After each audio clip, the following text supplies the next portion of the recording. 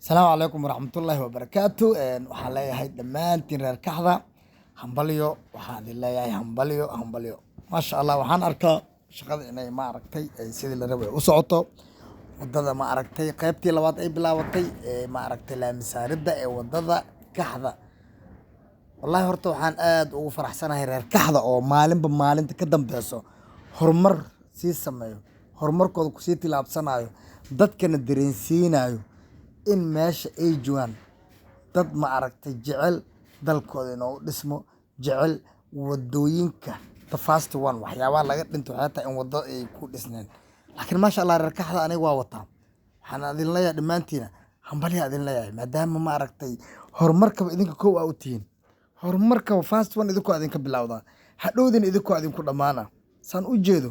the first one idinka waa laakiin insha Allah horumar waaro mid ma aragtay dad badan ay ma aragtay adinku daydaan inuu noqdaan jeclaan lahay oo ma aragtay reer kaxda